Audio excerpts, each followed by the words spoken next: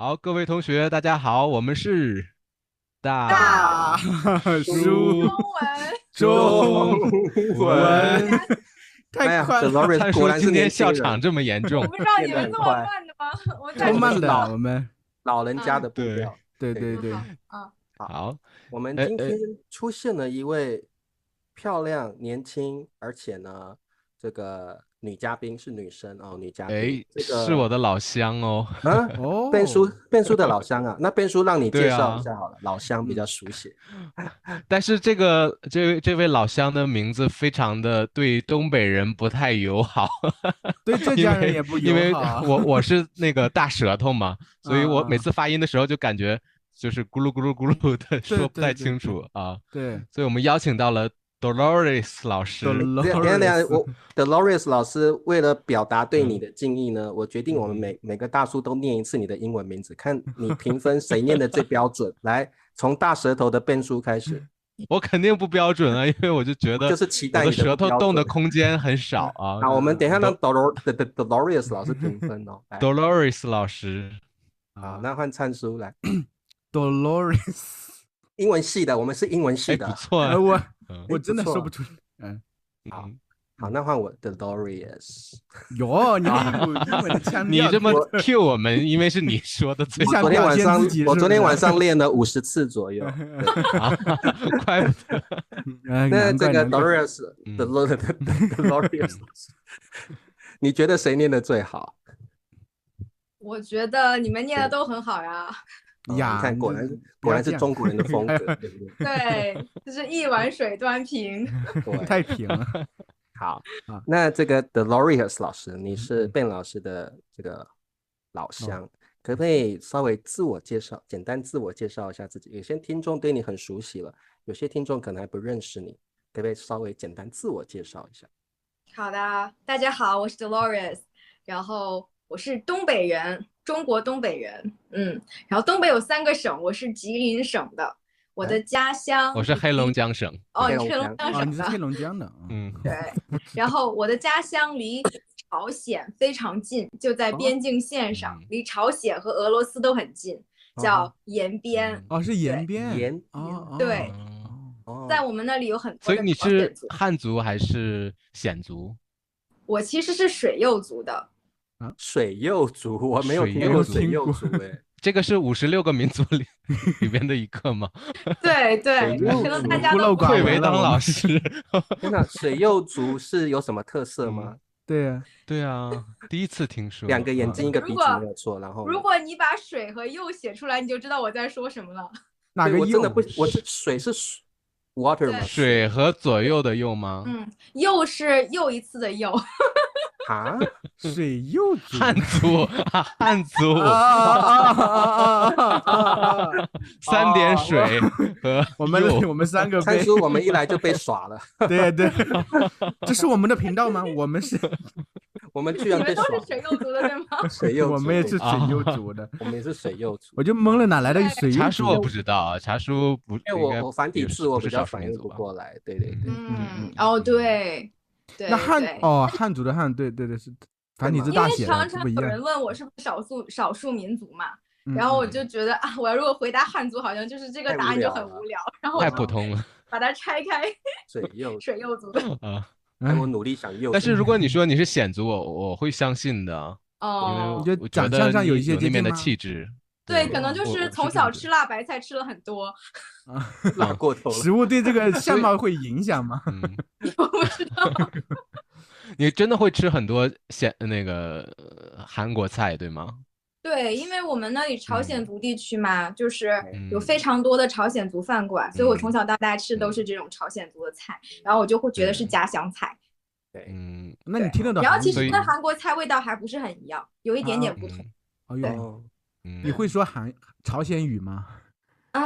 我小的时候会一些，因为我小的时候我被送到了朝鲜族的幼儿园，因为当时汉族幼儿园没有位置了，就把我送到朝鲜族幼儿园了。然后那个时候我就跟家里人说了很多潮语，但是我家人听不懂，所以他们就有点担心我以后不会说汉语，就把我找到另外一个汉族幼儿园又送过去了。哦，你在那个朝鲜的幼儿园读多久？可能就读了1个学期吧，但是我现在都不太记得了。肯定忘了，肯定忘了。但是很神奇，有一次我去韩国的时候，我听到我姐夫和那个出租车司机在说话嘛，然后下车之后呢，我就说了几个关键性的信息，然后他们就很震惊，说我怎么知道？会那我怎么就听懂了？你姐夫是朝鲜族人啊？我姐夫也不是，但是他们就是我我姐姐和我姐夫是在韩国认识的，他们两个都学过韩语，都会韩语。明白。理解。我知道这个中国和朝鲜的边境好像有个大桥，你会到那边参观吗？我去过，就是在我们家隔壁的有个市叫图门，那儿有个图门江，然后图门江上面有个大桥，对，你可以去看一看，但是一般不能过去，因为两边都有很多的士兵。对。对。那这个 Dolores 其实我们都知道你现在的工作在经营自媒体吗？自媒体是你的主工作还是次要的工作？其实我现在没有一个主要的工作，因为我最近辞职了。你最近辞职可不可以描述一下？很好奇，之前是什么工作？之前我知道，我和他一起上过那个可人老师的节目，我知道。真的，观众不知道，你们猜，我知道。跳那个肚皮舞的工作吗？老师是吗？没有跳过肚皮舞。是钢管舞啦，钢管舞。对，钢管舞。对。所以这个 Dolores 老师，你稍微介绍一下你之前的工作好。其实你俩不猜一下吗？就稍微猜一下，有点耐心猜一下嘛。看他的外貌，然后再推测他应该是什么样的老师。销售员是老师吗？你已经讲出来了。应该是培训机构的老师吧，我觉得。我好像突然感觉好像看过。听过。Dolores 老师的，我觉得是教钢管舞的舞蹈老师。哇，好厉害！我答对了。真的吗？不是。好像是在一个英语教学机构的主管，是不是？我记得也不是，但是有一点像。汉语。对。我之前在美国的时候，我是在大学当中文老师的。对。你的大学当中文老师。对。我采访过你。忘记了。是在林斯顿大学和宾夕法尼亚大学都做过中文老师。对，就是不是汉办的那种。是全职的。对。全职的。那你最近辞去了那个工作？对，我是19年的时候从宾大辞职，然后当时其实并不是因为疫情的原因，就是因为我在大学可能真的是待了一辈子的感觉，无聊了，觉得没趣了，无趣了，对吧？也不算无趣吧，就是突然觉得我还年轻，我应该尝试一些不同的东西。然后因为从毕业以后就一直在大学工作嘛，我在美国待了7年，然后就突然间7年都在教汉语。对，其中当然也包括就是一边教一边念书什么的。OK。对，然后就决定回中国。然后回来以后呢，就去了一个互联网公司，因为我当时就想，我好像都没怎么在公司工作过，我去看看吧。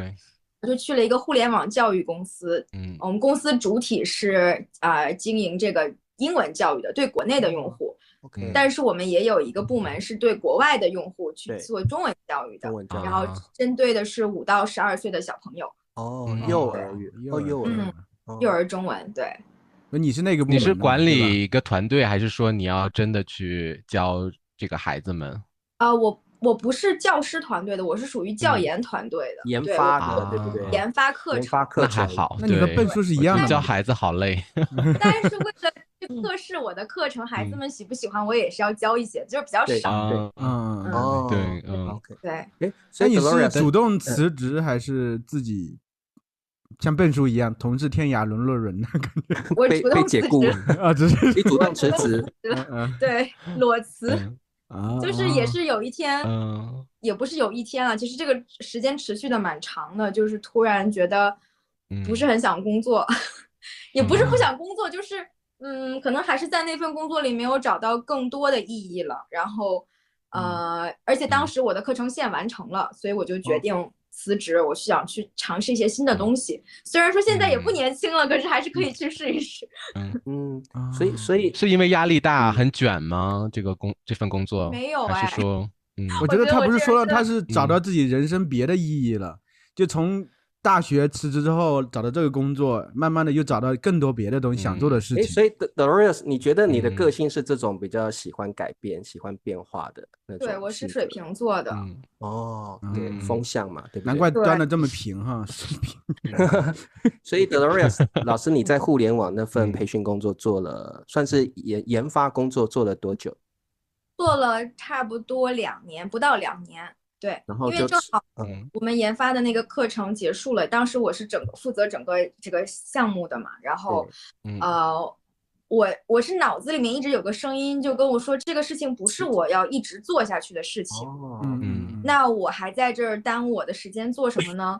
然后我就跟老板提辞职嘛，所以但是我的老板就问我，你想做什么呢？就是我其实自己并不知道我想做什么，我只是觉得这个不是我想做的。他就说，那你就继续在这儿待着呀，你就哪怕你在这边说不定会找到乐趣，对不对？对，他甚至他对我真的很好，他说要不然你换一个岗位，你可以从这个教研的岗到这个我学科运营的岗位什么的。可是我是啊，就觉得我很感激他，可是我还是觉得可能不是我想要的，所以我就辞职了。对，然后我现在也是在找这种我的方向，虽然刚辞职的时候是非常迷茫的，就是好像整个人在一种混沌中。对。现在离辞职的时间大概多久了？从辞职到现在？我是7月末辞职的。那有一段时间了，7月末。那7月末到现在几个月？4个月去了。OK， 所以 Dolores， 所以你打算是继续在这个教中文的这个行业里边，还是说你打算就是真的换一个全新的职业，然后去体验？还是打算就真的专心做自媒体的东西？还是打算就躺平呢？啥也不干？我喜欢蔡叔这个想法。对，可是躺平太久也不想，也累了，对啊。对，我觉得是，就是中文教育这个事情，我暂时不会放弃，因为我感觉我做的还蛮好的，然后我在这方面也是比较专业的。但是我会把它去做一些融合，看看可不可以有一些新的方法出来。就是说，因为我们现在很多老师在做都是一些比较传统的方式去教学嘛。对，我可能想要去开展一些新的方法方式，去继续从事这个事情，并且把它跟我也许喜欢的一些其他的方向融合在一起。然后是呈现在自媒体上吗？还是你想自己做一套自己的？自媒体只是我的一个平台，其实我现在也不知道我在做这个自媒体的目的是什么，我并没有在上面去捞学生，就是对，你这点其实我看你好像没有做过广告或什么，你好像没有私底下接学生的吧？也没有。对呀，我看你只是有一个很惊讶，我以为 Dolores 老师底下有很多，就是像可能老师他们是透过Instagram 接学生的。对，我没有。所以 Dolores， 你的目的并不是你在 Instagram 上经营，并不是为了要找学生，而是一个乐趣吧，生活的乐趣。差不多吧，因为我是19年，也是在回国之前开始做这些事情了，因为那个时候就是 lockdown 嘛，然后可能突然间就是所有的课程都搬到网上了，我在家里面给大学生上课，然后突然间就觉得，我好像也可以做些别的东西，然后就开发出来这么一个新的爱好，因为我这个人就很戏精，就很喜欢表演，然后对，这倒是很好玩，就是那些东西做起来。对，然后又在想怎么样可以通过表演去把这些语法或者是生词之类知识呈现给大家，所以我早期的作品其实更像一些非常就是目的很强的专业的去教学的这种内容，对，就会讲语法什么讲得很清楚的。对，我发现你最近的这些视频，我也偶尔看到，就是会更多去呈现自己是怎么想的，对，更生活化一些的东西了。对，怎么说呢？其实我觉得讲哪个都是学习嘛，就是大家也可以去专门学语法、学生词，也可以去专门听我的一段对话，就对大家来说收获都是有的。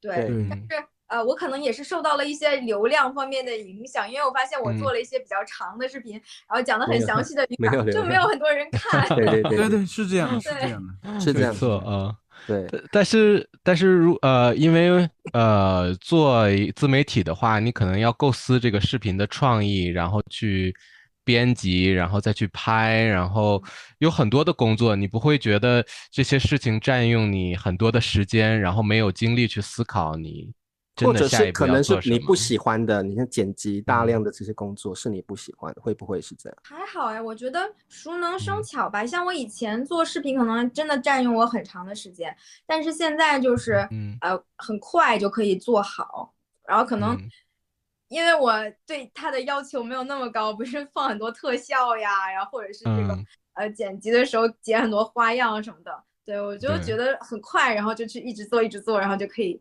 把它弄好。所以我其实也很懒，因为我一直在想。因为我 YouTube 其实粉丝非常少，就是因为我都是短视频嘛。YouTube 是一个推长视频的平台，所以我也一直在考虑要拍一些长视频，但是就是因为懒，所以也是因为还没有开始，很麻烦。对，就是你会涉猎很多东西，你对新鲜的东西比较有兴趣，是不是？就总是喜欢尝试很多东西，感觉。如果你看我的频道的话，你可能会稍微留意到一些，我其实很多时候在说一种自己的价值观，就是我希望是可以做一个正向能量的传播者吧。所以有的时候虽然我的视频是在教中文，但是我想传递的这个价值观是让大家可以积极的去爱自己的，然后可以去面对生活的这样的一个内容。所以其实这也跟我自己终极的一个理想有关系吧。虽然说我其实现在还是没有什么方向，但是我希望以后可以可以通过自己的一些言论或者是一些行为去疗愈别人。那今天中午还听到一段，就是你和笨叔说你有一段时间工作挺压抑的，有点小抑郁的倾向，后来你慢慢走出来了。其实你是不是自己慢慢走出来，你也想通过我有这么一个经历，其实你可以去慢慢影响更多人这种状态。对对，因为我觉得就是很多人都经历过这种低谷啊，或者是压抑的时期，但是有些为什么那时候会有抑郁的心情？是什么原因造成的呢？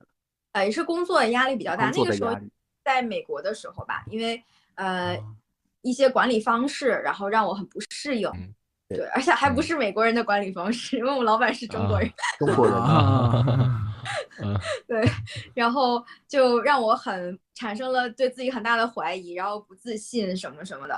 那个时候确实是就很难过，但是因为也没有真的去向谁求助嘛，所以当时就是在 YouTube 上听了很多这种 affirmations， 然后就是给自己打气啊等等的，然后也慢慢的接触到了这些关于 spirituality 的东西，然后我也很感激那段经历，因为我觉得我现在也很感谢我的老板，因为如果没有他愿意做这个坏人来，他也不是坏人啦，就是他其实是很好的人，但是在那段时间另外一种程度上改变对，给我了一些就是负面的这种影响，但是我可以去通过他自己去学习进步。对，其实我觉得，所以我也想举个例子，就是大家说不要恨那些对你不好的人，可能他们也是为了帮助你才扮演了这个坏的角色。对，让你人生进步到一半突然担心老板过来看这个视频，应该不会吧？我们大叔中文还没有那么有名，应该还没那么火，放心。对，其实我想分享一下我对 Dolores 老师，我对兜老师的印象。其实我的那个兜老师，其实我觉得他在社群媒体上经营已经非常久了。对吧？对，非常久了。我在经营自媒体前，我就发现你已经在像脸书或者是 YouTube 非常活跃，所以我那时候刚开始做的时候，所以我从小是看着兜老师长大的。没有吧？我们三个都是今年才加入这个 IG 的吗？对，我才开始的时候会搜好多中文老师，然后多老师就是看中文视频，多老师一定是在那个前面的搜索的结果里面。可是因为我经营 Instagram 的年限非常短，我就放在那，我没有经营，是我今年才开始经营的。所以其实我是从脸书开始起家的。那个时候兜老师就在经营脸书了。我印象最深刻的就是他的一个视频。那时候中秋节，哪一个？我就看到他那个视频，他就装扮那个后羿射太阳，哇，我非常惊艳。我不是惊讶，我是惊艳。为什么？他整个古装，然后装那个后羿根本是个男的。对。然后后来他又扮嫦娥要飞到月亮去，然后他把整个用演戏的方式把整个这个中秋节的典故讲得很清楚，所以我印象很深刻。我透过那个视频，我觉得这个老师不得了，非常的用心在经营他的自媒体，所所以我印象很深刻。对，我觉得服装啊，还有这个道具啊、服装这方面化妆啊，都很厉害，我觉得很到位。然后我就还记得，其实那个服化道是我妈帮我准备的，因为我们家没有类似于弓箭的东西。我那时候刚回家，就是隔离完了以后刚回家不久，也在处于一个居家观察的时间，然后也不能出去，就在家里面搞事情，然后拿了一个那个衣服架。然后拿了我妈那个登山杖，就当那个弓箭啊，能想象出那个画面，太有意思，太传神了。所以那个视频大概是我对兜老师印象最深刻的视频。然后那个视频有非常多的浏览，非常多人去看。然后我就后来其实我也开始转 YouTube， 经营 YouTube。然后我也会参考一下这个兜老师的视频，我觉得真的。老师，兜老师，你就兜老师吧，不是，我们年纪大的石头没那么灵活了。中文的姓啊，我姓刘，白吉老师。等下，我突然想说什么忘了，哎，我被笑场，笑场就忘了。你看我们真的年纪大了。哎，就是他那么早呀？就是比你这个做 YouTube 时间还早吗？那会儿是19年6月开始做这些东西的。查出那会儿还没开始做啊。我其实蛮早做 YouTube， 但是专心做 YouTube 的话，我开始专心在 YouTube 经营的话，兜老师比我还早。对，所以那个时候，我觉得兜老师蛮早就在经营了，而且那时候粉丝还蛮多的。那后来兜老师你是不是比较转向在 Instagram 上面？对，我后来因为我还是懒嘛，因为短视频真的很好编辑，太好做了。对，而且你那内容很适合 Instagram， 就是相对于 YouTube 更适合 Instagram 这个感觉。所以兜老师你在经营 Instagram 或脸书或 YouTube 的时候，你就是以单纯经营自媒体跟教学的方式为目的，你没有其他别的想法吗？对，我是一个很对你的自媒体有没有什么期待？比如说，我感觉没有野心一样，像你这样赚钱，想要我就是真的就是在分享，我就是有很强的分享，然后我也很喜欢被关注的感觉。对。但是你要说我用它去变现呀、去赚钱呀什么的，我真的不知道。然后也有人跟我讲了，跟我解释这个事情怎么做，但是我就好麻烦。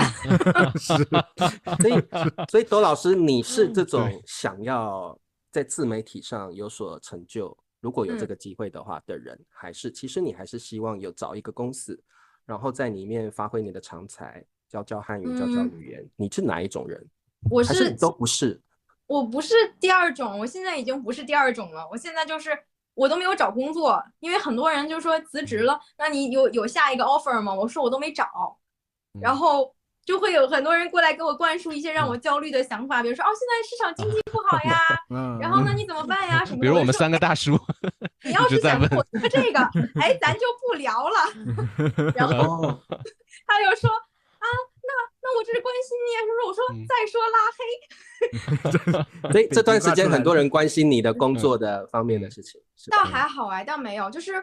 我可能在辞职之前，因为我自己确实不太确定，我要做，我就突然间辞职了，然后什么都不干嘛，所以很多人给我的这种意见肯定是基于他们自己对于生活的理解，对，所以他们会说这样做太冒险了呀，不要这样做等等。但是我后来一想，我既然这种想法这么强烈，那说明是我自己的想法，那我为什么要去听别人的意见呢？就别人的意见也不一定适合我，而且他也不一定了解我。对，所以我现在就处于一种非常开放接纳的状态。刚才我也说了，我是刚刚离职的时候，因为自己处于一种混沌中，不知道我的方向在哪儿。那后来我就不焦虑了，我就觉得，那我就成为混沌的一部分就好了。就大家都混沌，那我就不焦虑了。然后我自从接纳了自己，混沌也没关系这件事情，就是迷茫也没关系这件事情之后呢。就反而有很多机会就突然间出现，呈现在我面前。对，很好，对，有些不清楚的东西反而理清了、透明了，对不对？对，因为你真的没有必要去清楚，因为你清楚的一定是对的吗？也不一定。人生有些东西是没有答案的，对不对？对，硬要去追寻。Dolores 老师在给我们上课一样，好像发散了我们的思维。那个时候，我首先也是因为我一个人饿死，不是一个人吃饱全家不饿这种状态，因为我们没有拖家带口，需要养孩子什么的。这是我老板说我，就是因为你没结婚没生孩子，你就做吧你。然后我想，对好，那我就做吧。对，那这个都老师，对，邓叔你问。对，我觉得可能就是大家问这个问题也是考虑到，因为我们就是日常生活嘛，肯定会有一些花销，我们需要有一定的经济能力来支持我们的生活，就可能就觉得少了一份工作的话，可能就等于说少了一份保障。那 Dolores 老师，你在这方面是怎么有这方面的焦虑吗？窦老师，你先分享你的部分。我觉得这部分我们的想法可能会很像，所以你先分享，我们听听。因为怎么说呢？我之前就是有一些积蓄嘛，我现在用的就是自己的积蓄。然后另外我觉得非常重要的一点就是你的 mindset， 你的脑子里面是怎么想的。如果你处于一种焦虑，觉得自己没有钱的状态呢，那我们就可以把它定义为一种匮乏的状态。对，那么你在匮乏的时候呢，你迎接进来的这个现实，它也是会匮乏的。对，因为就这个事情是非常公平的，你想是什么样子，它就是什么样子的。但如果说你即使在你现实3D 现实是一个匮乏的状态的时候，但是你的脑子里面就觉得我就是富足的，我就是 abundant，那可能接下来出现在你面前的这个现实就是一个很富足的现实。所以我的意思是说，我们现在的这个现实，它其实已经是过去了。因为它是通过你过去的想法，你过去做的决定，然后才呈现在你面前，所以它是属于过去的一部分。那我们所说的当下，可能就是说你真的现在的想法，然后它会给你呈现一个什么样的当下。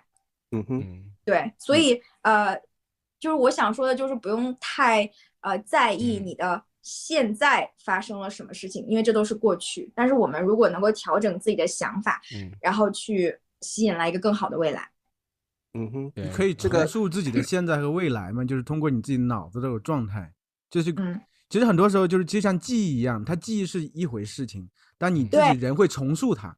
其实现实也是这个状态，其实是这个意思。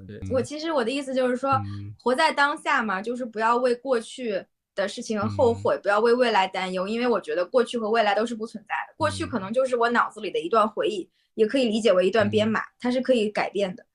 你对过去的一件事情的理解也是可以改变的。你对它的理解改变的时候，你的过去也改变了。那你过去改变之后，你可能潜意识也改变了，你以后做的决定也改变了，所以就是都可以改变。然后未来肯定是可以改变的嘛，因为你现在做的决定是影响未来的。可是肯定会有一个现实的问题，比如说我现在刚失去我的工作嘛，当然我也有积蓄，所以现在我要去旅游的话，我想玩可以用我的积蓄做我喜欢的事情，但是肯定会有一天我的积蓄就不够用了，不够继续支持我想做我喜欢的事情，我还是要回到这个现实的问题。对，是啊，所以你的想法是什么？是你自己的感觉是我以后一定会很穷呢，还是说我以后肯定会很富足的？我没有这个感觉，但是我觉得有一天我肯定还得需要用钱来做我想做的事情，就是还是要想办法，就是让那个点向后移，就不会说我马上就要面对那样一个窘境，在经济方面的一个对，所以我觉得像我们现在这样的状态就是比较好的一个状态，因为我们没有在根据老板的决定去做事情。而且我们比方说有份全职工作的时候，可能有一些其他的机会走进来，但我们无暇去顾及。可是我现在就是处于一种接纳的状态。比方说我离职之后呢，就会有人过来找我合作，然后就会有人过来说可不可以帮他们做一些培训。然后虽然钱都不是很多，但是也是你可以看到其实你不用做全职工作，你可以做这个做那个做那个，有很多种机会，有很多可能性。明白了。对，就是说你要让你自己处于一个接纳的状态。我在离职之后看了一本书，叫《沉浮实验》，我不知道你们听没听说过这本书。没有，大家可以记录一下。那这本书讲就是一个人沉浮实验。对，沉浮，他就是决定做一个沉浮的实验，他就是我要沉浮于走入我出现在我生命中的机会。那我就是我的小我可能一直在说，哦不，我讨厌这个什么，但是你其实完全可以去试一试，所以你就走出了很多的不同的宇宙。我又在说什么？平行宇宙，平行宇宙就是可以懂。我不知道你们有看过这你是指个电影，臣服于一个人那种臣服吗？不是这种臣服，还是臣服于一个人那种臣服？臣服就是臣和服起来，臣服，我以为是臣服自己。哦，对对对，他不是臣服啊，是臣服于某一个人。意思是说，对于外界的任何挑战，他去接纳他嘛，接纳的状态。不管你先不要设限，不管我能不能做，我都去接纳。说不定接纳的当下，我走出了另外一个世界。他就像之前说，不要像笨叔一样去设限，就是说我可能以后会有窘境。而是说我先这样去做的，我先做个事情，其实很多机会就慢慢它就像花一样就长出来了，可能就是这个状态。所以 Dolores 我明白窦老师，你现在是属于臣服主义的状态，臣服自己的状态，意思就是如果有机会来，窦老师是在选择之前，但是他在利用好自己的时间，他没有着急去做选择，他只是在看观察这些机会，在等待他内心比较契合的那个机会的时候再选择。我觉得是这样。可是臣服主义不就是你不接受是否与你契合吗？你就是开放的心态去接纳各种机会。所以窦老师，你现在是这个心态吗？有任何机会来，你都愿意试试看。我还没有勇敢到做这种，就是没有勇敢到就完全迫切性去的情况。他说他看了一本书，我看了一本书。窦老师还在学习自己的，对，我觉得好像还在自己学习自己的这个状态，是不是？对，那我现在也会做很多的清理，就是也是一种心理学或者灵性方面的清理，比方说清理你的一些限制性思维，然后清理你的一些过去的创伤带给你的一些负面的情绪，对，就很有意思。我最近也是接触了很多这种东西。所以窦老师，你现在是处于我觉得那个臣服主义是比较属于外在来的挑战，你现在是比较由内而外那种感觉吧？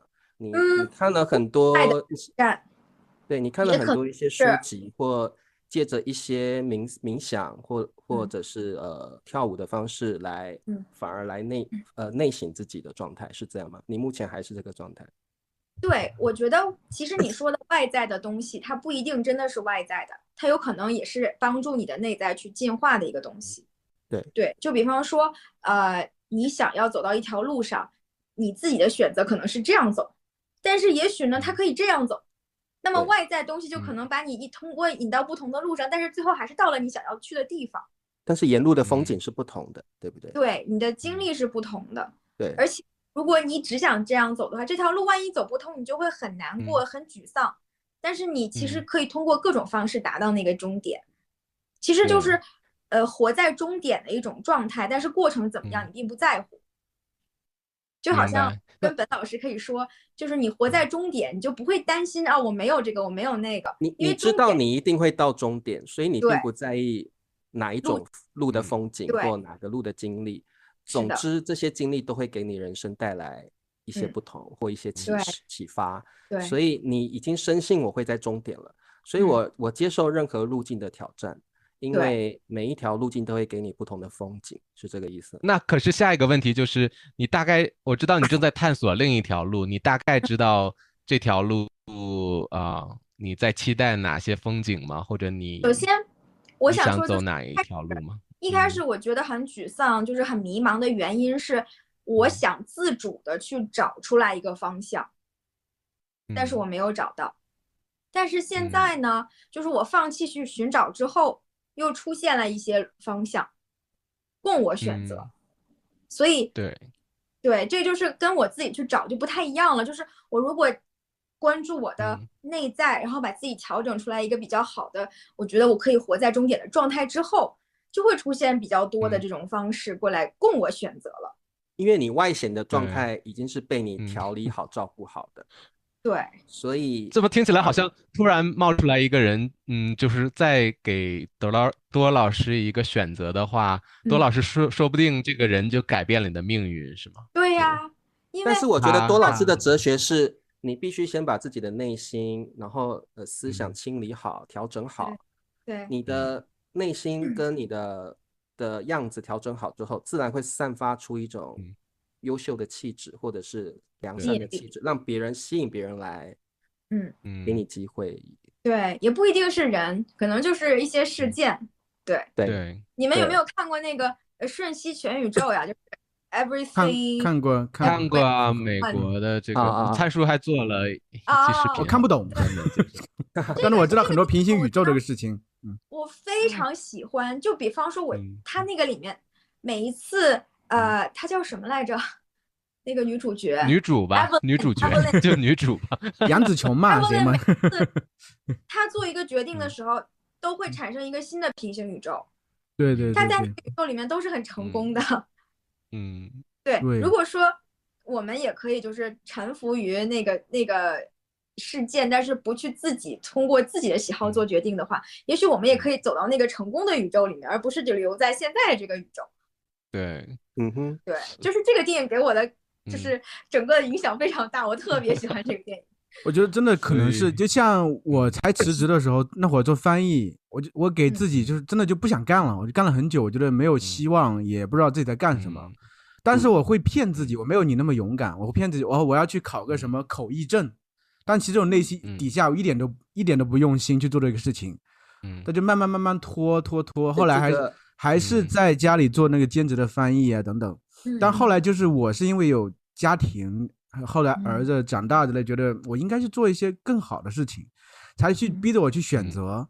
所以我一开始也是给自己很多机会，就是很多可能性我去选，看，后来发现好像可以做亚马逊，但亚马逊这个东西做着我发现自己好像不是特别擅长的东西。后来我一选别的东西，那会儿我一想，要么做中文老师得了，然后做自媒体，我是这样走到这条路上来的。这也和我一开始我没有想过要做，没有设想过我会走到这一步。那可能就是给自己一个开放的理由，然后去接受信息，很多东西自然而然它就流到我跟前了，我就可以做这些事情。对，人可能就是所以就有了大叔中文。大叔中文还早，这个很像多老师说的，就是说我们去面对事情，不管事情用什么方式临到你面前，它可能给你带来好的心情、不好的经历，但是它或许会让你走到一个你真的喜欢的道路上，也不一定。对，是的。总之，你清楚你的目的在哪里，可能就是你的目的可能是做让你觉得舒服的工作，让你觉得有成就感的工作。但是一开始的路可能不是那么的顺畅，但是你要感谢这些路或这些人，因为他们都是让你到终点的。对，一个就好像，比方说，如果我们现在就是在一个游戏里面，那如果我是主角的话。那路上肯定有很多 NPC 嘛，对吧？他们会给我设障碍，或者是跟你 PK 在哪。对，那么这些人他们愿意当一个坏的 NPC，他们也要做出很大的牺牲的。对，而且可能你会遇到好的 NPC， 他会给你武功秘籍，让你真的对，是的，对，或者一个爱情发生了，就彻底换了一条路线。是的，所以我是觉得我单身到这么大年纪，肯定也是有什么好的东西留给我。好，我们刚好Ben叔已经谈到爱情的部分，我们就刚好顺水推舟的谈一下这个话题。这个多老师最近有发一条视频关于这个，最近有没有什么消息？单身的，你对爱情的一些想法？对，其实我觉得这对我来说还挺难的，就是我还确实不太会谈恋爱。就大家看到我可能觉得，他好像很会谈恋爱的样子。然后一定有交过很多男朋友之类的这些。对，刻板印象。因为我觉得太优秀了，我看到你的 IG 的时候，然后看到你那么多才多艺，然后拍视频也那么棒，所以我就觉得哇，太优秀了，就觉得你觉得会让人敬而远之是吗？这种多老师，我觉得有很多追求者。对，你看我们对你的爱情观多好奇，3个人抢着讲。多老师，你是一个我几个选项给你好了。第一个，不善谈恋爱的人；第二个，我目前对男生没有兴趣，我想要专注在我自己的内省或工作上。第三个就是可能不婚主义，或真的是完全不想谈恋爱之类的。你觉得你是哪一类人？我第一种。你是第一种吗？不善于谈恋爱的那一种。对，所以曾经是有那么一个机会在那儿，但是你不知所措，是这样吗？我觉得也要回到第二点上，就是你刚刚说关注于自我嘛，我觉得我可能没有做好很多这种准备或者清理，所以我在面对男性的时候，就是容易太幼稚了，会不会？不是太幼稚，就是怎么说，我是一个会像分散你的注意力，无法让你内省，会这样吗？没有，我可能就非常热情，我就是第一次谈恋爱的时候就是这样子的，就是我很容易把人惯成儿子。你是妈妈型的那种女朋友。对，所以大家吃饱了吗？穿暖了吗？那种。对，然后男生看到我就会有一种归属感，就是有一种家庭的感觉。但是很多男生并不想很快的就进入这种角色。我觉得可能是我接触过的有2、3个人，他们会有这种印象。然后太急不是或者有家庭就是性格就是这样嘛，可能特别的体贴。过度体贴也没有过度吧，我觉得反正我对我的第一个男朋友是真的特别体贴的那种。就比方说我们早上，我们都是在一个大学嘛，我们一起去自习室学习，然后去考研。对，然后我起得很早去学习，然后我可能6点多起来，去食堂买了早饭带到他的自习室，然后用小毯子包起来。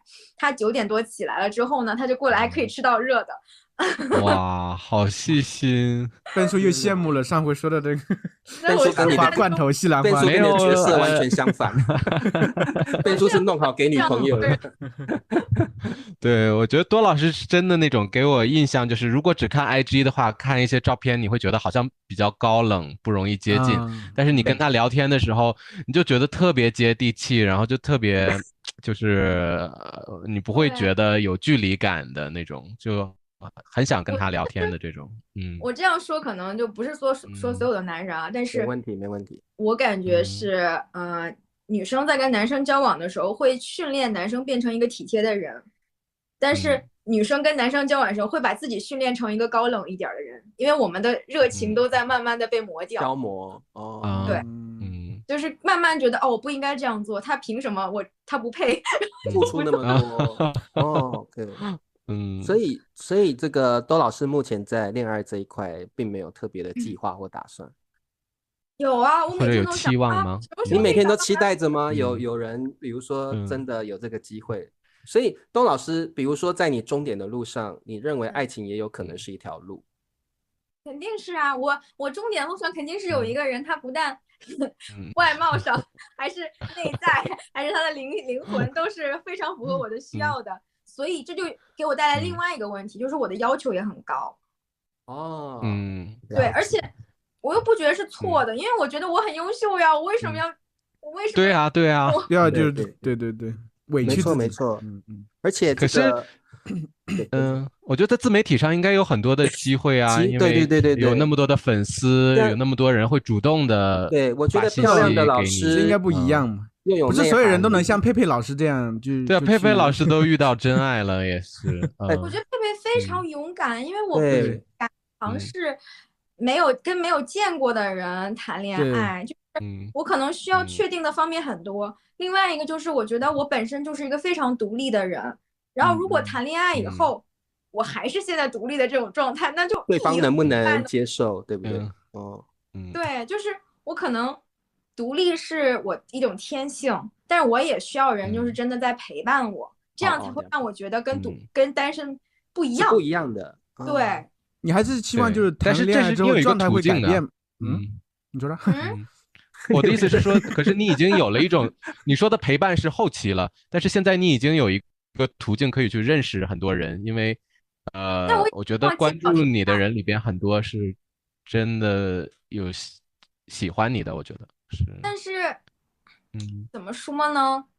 面对面交谈，你碰触他的手啊，或者他的这个手吗？手都不会说，肢体胳膊，肢体接触，给你发消息啊，那不一样，发语音是完全不一样的。对，所以多老师，你期待的恋爱是一个能够不是网络恋爱，是一个可以实际接触的。对对，我那需要你现在可能的机会就只有你住的周围的，或者是你可能有上班对，的，就是比较有可能是这样。我现在在的地方。对，因为多老师，我跟你讲，佩佩老师，我不要说他勇敢了，我觉得他很特别。他为了爱情远走他乡，对，然后这份勇气，这份美好，让我们大叔也很动容，所以我们上几期邀请了他，特别谈这个，他是哪来的勇气，哪来那么想不开？而且他那个不是就是说纯网恋，因为他在初期聊天的时候，他就知道他们有见面的机会，就是说当然会有这个机会见面，所以会有这个线下的这种，包括你刚才说的肢体接触啊，或者是他去美国之前还是没有见过这个男的的。对，你看一般，而且一般人还是没有这么大就能这个决心就去见了呀。而且多老师，我跟你讲，我跟你讲，我一开始认为，佩佩老师是一时冲动，才过去的。但是我们跟他聊过之后，我发现他的内心其实已经通过了一个非常长远的思考，还有缜密的一些对自己的反思，他才决定做这件事情。我真的一开始我不明就里的时候，我以为他是一个很鲁莽的决定。我后来发现他这个决定可能是可以改变他人生的一条路，可以让他到终点的路。然后她的男朋友就是那个捧着一朵花在那边等她的那个男生。所以董老师，我现在在告诉你的一个选项就是，我觉得你在感情上也像你现在内省的那个方式一样，我觉得你不要设定任何限制。对，但是这个因为我发现你在感情上跟你在内省的那个方面的方式好像是截然不同的感觉。对，是的，我觉得我在感情上就是一个非常胆小的人，因为我没有办法。有点洁癖会不会？也没有，不是洁癖，就是我很没有安全感。对，因为就是可能我长期以来自己给自己安全感，所以我没有办法说真的就放下自己，然后去找另外一个人，相信一个人。对，而再加上我以前的一些不好的经历，就是让我没有办法去相信，因为那些就是那些人对我都非常好。对，特别我在视频里说到那个人，他对我真的非常好。他以前每天跟我视频2个小时，因为我们2个当时他在加州，我在 New Jersey，对，因为我们俩他出差到纽约的时候，我们才认识的嘛。对，有见面吗？还真在现实生活中我们是先见了面，然后呢，他回加州工作，但是他常常来纽约出差，所以我们可以见到。但是即使他在加州出差啊，或者怎么样，他都会每天跟我不是面试，跟我视频2个小时。视频对2小时。就是跟佩佩那个其实是很像的，佩佩也是跟那个人每天都会视频聊天，然后也不会永远都没有说不完的话嘛。对。但是这样的一个人，就是当时让我觉得好像可以去接受的一个人，他就突然间就消失了，就他搬到纽约了已经，我就以为我们的未来要开始了，但是他就消失了。然后就让我真的突然间就不能相信，就再也联系不上他了。不是再也不能联系他，就是我可以给他发消息，但是他已读不回，后面把那个已读也取消了。那就是联系不上他了。就是他是不是已经有自己的，就是在瞒着你，可能有自己的女朋友了，然后他在感觉在这个跟你的感情突然变成真的了，你们在一个城市了，这样的话那边可能会暴露了，那这个时候他可能被老师你好会经验吗？被老师你好会想剧情哦。就是有一部电影嘛，在云端，就是那个男主角跟女主角他们就是总是飞来飞去出差的时候见面，但是等到这个男人真的去这个女主的城市去看她的时候，发现这个女主已经结婚了，女主在门口说：“你不要打扰我先生和我的家人。”不过这个对，我觉得那个男人得了绝症。没有，我觉得这个是比较方面想比较容易解释的一个方法，因为这面变成认真的了，不是说跟多老师不是一个普通的关系，两人如果在两个城市还是很容易瞒住的。对，老师，但是我觉得现在已你电影看好经搬过多。来了。因为我是很认真的，但是我就后面就嗯遇不到对我很认真的人，所以我就觉得，那嗯我为什么要把自己的真心给别人？就好像大家都只是想觉得我好像玩的感觉啊，就想嗯过来接近我，然后看一看，然后然后就走了。那我真的就没有办法嗯，去接受这样的一个不过现实。不过这不是你种，的问题，是那个人，他绝对，对我是他在觉得，瞒着你一些事情。不过我对听多老师这个经历，我个人是嗯可以体会那个伤啊，就是说已读嗯，不回，对后来对根本就不读了，然后对好像这个人从世界上消失了，对，那不管他发生了什么事，其实也不在意了，因为嗯几乎他是另外一个世界的人了，也都没怎么说？有联系。就是他肯定是我现在知道了，我现在比较成熟一点，会分析人的心了嘛。嗯嗯他肯定是有一些对不起我的地方，但是他会转嗯变成一种对我的愤怒来表达。嗯就是他做错事，他不想承认，他会指责我。比方说，他不是每天都跟我视频2个小时吗？对，嗯然后有一天就没有跟我视频，也没有联系我，那我就会觉得，哎，我已经被养成这种习惯了。那你对今天那对对，肯定是我肯定会问你一下，哎，怎么今天没有给我打电话呢？然后他因为他说，在见另外一个女生啊，这个时间他是不能够发信息的，他要很专邓老师注的陪那现在已经个女生。沉浸在自己的自己设想的剧中情里。对对对然后对，我这边在演电影。他说 You're so 嗯 clingy, you make me 嗯 smothered。他说，所以太粘人了是吧？但是嗯我就是从来都不粘人的一个人，我就说我从小就很独立嘛，因为我是个独生子女，嗯我不知道别独生子女怎么样，反正我是一个非常独立的人。然后嗯我是一个独立的人，你跟我说我粘人，就是在侮辱我。然后我就走极端了，然后我就想更独立，我干脆就不要找你，所以我就现在基本上不会主动给人发消息。哦，对，因为 OK 我觉得那我就给你们一种非常非常非常独立的样子吧，所那你以们可能这是之前那个男的和你说的是吗？这句话？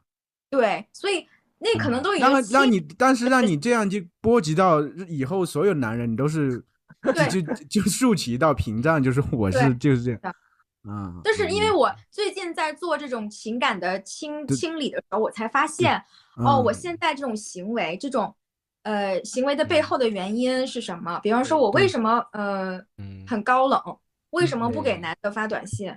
然后可能是原因不是因为我酷，而是因为我害怕。那我在害怕什么呢？我害怕我给人一种很粘人的形象，然后把男的吓跑了。因为之前那个人给我潜意识中造成了一种创伤，就是我对一个人很关心的话，那个人就会离开。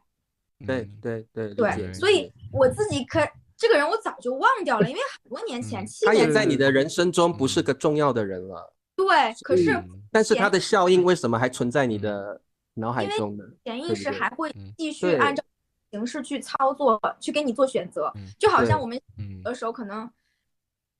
就比方说有一个非常小的事情，你可能都不记得是什么事情，但它居然现在还在影响你的一些抉择，就是这样子的。明白。对。那可是你现在，你现在一方面你刚才提到你有在渴望爱情，那我想知道，当然你的白马王子肯定在某一个地方，你现在有没有一个途径，就是是打开的，让你们可能有一个潜在的机会会认识彼此，还是说现在就是一个封闭的状态？怎么说呢？我觉得我是开放的状态，但是我发现我就是真的在不停的拒绝别人。可是白马王子怎么样找到你？怎么会看到你？他肯定需要一个方法来看到啊。在我这里，在那里方法不重要的，活在终点就可以了。这其实邂逅嘛，没有。其实这个多老师，我觉得你那个男朋友给你的那种印象，其实应该到现在还存在着。但是你不应该用这个印象来惩罚自己，对，你应该要把这个东西放开，特别是在你现在这个时期，你已经好不容易的摆脱了一些抑郁，然后摆脱了一些过去的纠葛纠缠，你现在有更多的机会来面对你自己的内心，对，是不是应该也利用这个机会来挣脱这个束缚？然后而且你是个独立的人，你根本不需要担心比如说有人用了一些比如说像男女朋友之间可能不忠或什么，你都有足够的智慧跟独立性去面对这个挑战。但是如果你一直用前段感情的那个羁绊让你的内心一直卡着，我觉得这样似乎是你在终点的路会少了一些有趣的，终点会少了一些有趣的路，我觉得啦。对，所以我觉得就是量的清理，负能量的一些那些情绪清理是非常重要的。因为我如果不清理的话，我就不会发现我的一些行为是受到过去的一个创伤的影响。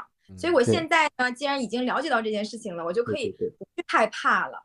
我就不用担心我面对它会走。对，其实我还想和朵朵说一话，就是我们之前在那个普娜老师来的时候，我们聊过，就是我茶叔和笨叔，我们是2种类型的人。笨叔呢是比较追求自由的，就是相对就算结婚之后也想独立，自己和老婆住在不同的房子，是这种状态。就是我和茶叔其实相对而言，就是我们会享受2个人亲密的感觉。其实就是看你看你找的什么人。当你那个男的可能你错付了，但是不是所有男人都比如说讨厌女的粘人，也有很多男人会享受在一起的感觉，就是真的就是在一起的感觉，或者是享受你的独立性。有的像每个人状态不一样，像Ben叔自己也是很独立的，但是他也需要另外一个爱人的陪伴，但是他会选择比如2个人不用住在一起也没关系。对，2种各自独立。就是我的意思是男性也有，我不相信2个人会长时间的一直会倦，对不对？把这个爱情保质。对，我觉得就是在一起会很好，但是就像朵老师对工作的感觉一样，可能过了3年就觉得这个感情好像不对，然后在一起不适合了，就可能想换下一段。我不知道，因为我真的没有过很长时间的这种恋情。我觉得就2个人都要长久在一起，他需要进行深入的这个就是连接，你要去进行一些深入的话题。你要不然的话，你永远会停留在比如说2个比较浪漫呀，就是这种很美好的这种感觉，但是你不触及这内心深处的一些东西，你2个人就没法真正的就有很强的这个连接，就是这样。其实你需要碰撞，需要争吵，然后再连接，然后这个就会比较紧密。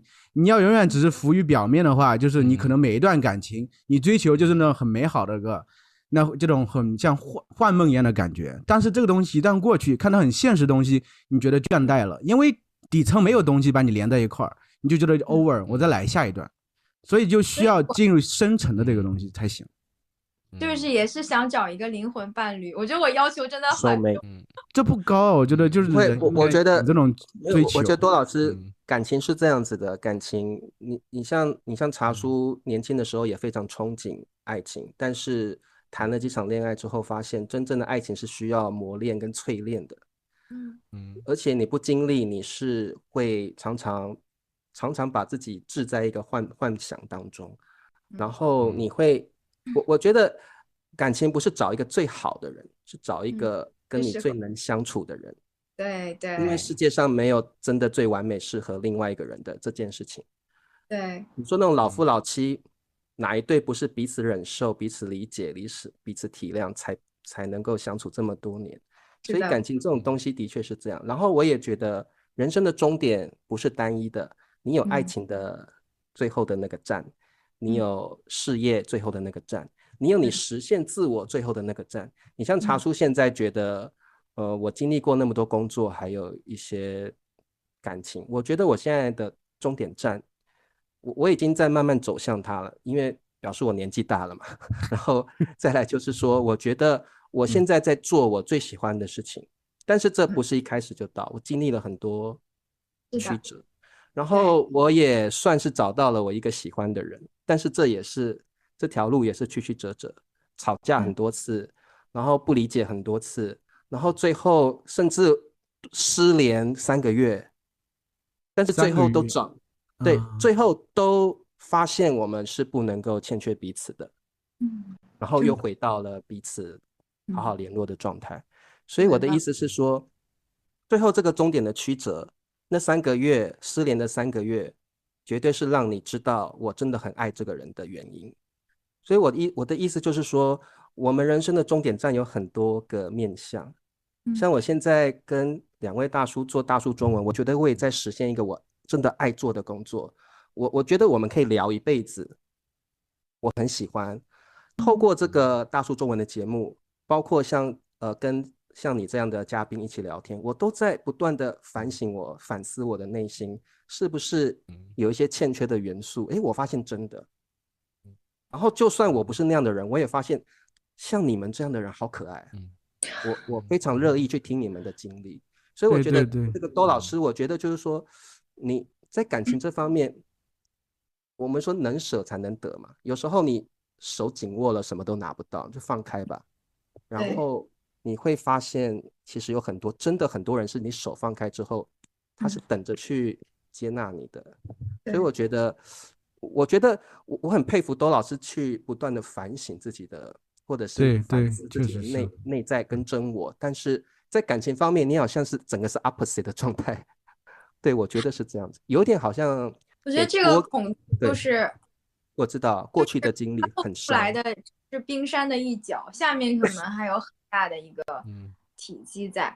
那我也可以给你推荐一下，好，我现在在用的这个方法，就是你们其实都可以在 YouTube 上找到叫 Sedona Method。Sedona 是美国的一个地方嘛，但是这个 method 的名字就叫 Sedona Method。然后它是一个做情绪的释放非常好的办法。它其实就是让你自己去释放你的情绪。在 YouTube 上有8集的课程可以自己学习，然后在网上也可以找它练习册。我觉得这个方法是目前我用的最好用的一个办法。那它其实就是几步走嘛。那一般人有情绪的时候，他无非就是压抑，对，或者去表达。那么压抑的时候，你这个办法可能当下你确实不生气了，或者是没有什么难过情绪，但是你其实是压在你心里的，久而久之它会越积越多，然后就会爆发，就会甚至让你产生一些疾病。就是你身体的疾病其实都是跟你心里的一些状况有关系的，我是这样认为的啊。对，然后表达的话，有些人可能会有一些暴力的形式去表达呀，或者是就悲伤啊什么的。然后他这个方法呢，他首先第一步是让你觉察，就是你可以一天当中无时无刻的都在觉察自己现在处于一种什么样的情绪中。对，比方说我如果害怕，然后或者是我难过，那我可以把它分类，他把情绪分为了9大类。对，然后我们去释放掉它。对，就是你可以问自己几个问题。第一个问题就是，Could you let it go？就你可以释放掉它吗？对。然后第二个是 If you could, would you？如果你想释放的话，如果你能释放，你想释放掉它吗？然后第3个问题就是 When？ 什么时候？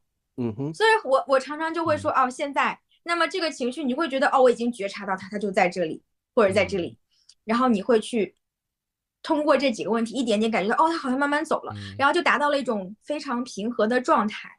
对，然后这样的话就不是说压在这儿，或者是怎么样的。但是就是我用这个方法其实真的很有效，很有效，可以释放掉我的一些悲苦的情绪啊，万念俱灰的情绪啊，还有一些什么傲慢的情绪啊。你甚至可以去释放你的开心高兴的情绪。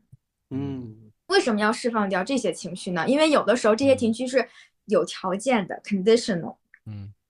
对，因为一旦你因为一种条件而去开心，会去爱，那么这个东西就是不稳定的。因为如果条件没了的话，你就会从那个高点掉下来。所以你把它去释放掉。然后我们终点是 unconditional love 和 unconditional happiness， 无条件的。对，所以就是这是我现在正在学习的。我其实只看到第4集，我已经有非常多的心得，然后也是我最近就是我在视频里说那个挖掘出来以前的一些事情，都是通过这种释放去慢慢的去找到自己的一些点。对，就会发现我们活到这么大岁数，可能20岁、30岁、40岁，你心里面真的积累了非常多东西需要清理。对，所以就是我还蛮喜欢这个办法的。对，很有意思。我的办法就是我的大脑里有一个橱柜，然后这好像一个衣橱，这个衣橱里边有一个黑洞，所以我每次有不好的情绪的时候，打开这个就扔进去对门，然后就扔到黑洞里边，它就消失了，就那么1秒，然后对，然后我就可以从特别生气的状态变成哇，好棒好棒！为什么要生哇，气？那我觉得我不知笨叔道为什么。那笨叔你好厉害，你很厉害笨叔的头脑构造就蛮好的，好像机器人一样，我这个有一个个开关，有一个，对啊，我就觉得只要开门放进去，关上就可以停。就有时真的不候觉得在意了吗？有点像笨叔机器的感觉。你就真的就你不在意意了吗？嗯就这个状态。但是这个我失去工作，因为我真的很爱这个工作嘛，就好像失恋的感觉，这个是慢慢的。那个黑但是如洞比较小吧果我在生气中，我在小是指发火的时候，那1秒钟我就可以停止发火，我就觉得很神奇的一件事情。刀人，就是我在那，比如前1秒还在那个大喊啊什么的，然后下1秒好了，就我也觉得很奇怪。你感觉不是在突然间把自己压住，而是真的就释放了，是吗？就是你就不会再想了吗？就是没了，就是觉得哎，为什么刚才要那样啊？好像有点傻，有点二逼的感觉。非常简单，就是像我现在手里抓着这个卡子嘛，就是你同意你自己释放，你就说可以吗？什么时候呢？现在，哎，就释放掉了。对，就像那个电影里面打一响指，那个坏蛋，对，叫什么灭霸，对吗？灭霸一打响指就没了。对，其实特别就是很简单，但是你愿不愿意给自己这个 permission？你愿不愿意同意自己放开？因为有很多时候是我们自己抓住这个东西不放。对，那确实是不甘心或不想放手，所以你不想。哎，笨叔，我很好奇，就是你这个能力啊，超能力，什么时候习得的？外星人给你的吗？我也很好奇。从小就有吗？哎，可能小时候有一些这个不愉快的经历吧，然后挺难受的，但是所以就自己开发了一个黑洞，开发出了这种能力，对，但是一定是那种很强烈的情绪可以瞬间停，但如果是那种慢慢的、缓慢的反而不行，缓慢的情绪的话，还是还要需要方法，对。对，因为你就是你丢黑洞丢一次没丢完，你可以再丢嘛，就不停的去丢。对，对你按道理就笨叔，你这个你是其实是不愿意去面对这些情绪的，你会逃避这些情绪吗？对啊，我是这样一个人，我从小到大其实是会去逃避一些情绪，别人的情绪不是不好的，你没有黑洞你怎么办？你没有黑洞你怎么办？我逃避嘛。我逃避，所以这其实是我一个很大问题，就是别人比如是有生气的状况，甚至有些眼神的状态，其实我是很能敏锐的觉察到的。这个时候我会去，要么就逃避，要么我可能会表现得很唯唯诺诺的样子。这其实是最近几天我和我老婆之间在讨论的问题，就是说她帮我再分析一下为什么我会这个状态。这其实就是其实是感觉是受我爸的影响。就是他其实当年就是这样面对这些情绪，比如和我妈吵架之后他就走了，然后我当下可能会觉得这个东西不是很好，但是我会慢慢习得这个东西，就很奇怪，就是我反倒会习得这个东西，所以到现在这个状态就是我是不是特别能面对情绪的，就别人的情绪好的就不好的情绪，我第一反应就是好危险，我要逃，我没有那个瞬间能力我把它消化掉，没有这个能力。所以现在慢慢的练的就是让自己去勇敢的去面对这个情绪，别人有情绪其实是他的事情，不是我的事情，我自己有情绪我可以慢慢消解，就是让自己去和自己和解。当然我也希望有你这样的能力，嘚儿就没了，太厉害就没了。所以我喜欢这个办法，就是因为它的第一步不是说直接就把它扔掉，而是第一步我先去接纳它，先去感受，承认有这个东西。对，所以你就是在面对它，而不是直接就逃走。但是那个能力还是不好，因为比如说吵架过程中，突然我冷下来了，对方还在那个吵架的气头上啊，那对方会更气，然后我们还在同一个房间，对方会更气，然后对方还在等着我继续跟他吵，那突然间我这边已经停了，把对方弄懵了，哎，对，怎么回事？对方懵了，真的是懵了，对，就快的冷静下来，对啊，所以比较尴尬，有时候也。像我还发现一个事情，就是比方说我会在网络上表达一些想法啊什么的，但其实我只是经过自己的分析然后去表达，我也没有去求助。但是我发现很多他们就会过来发我很多这种东西，怎么去求助啊，怎么去帮助。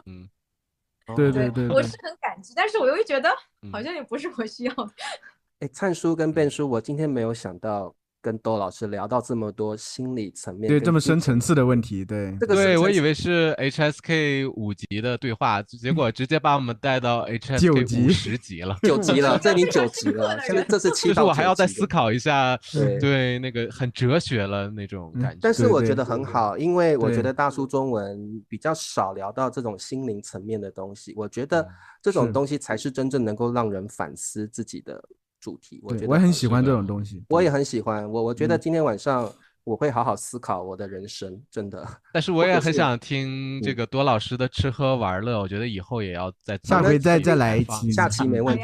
不过这个 Dolores 多老师，对，真的舌头会打结。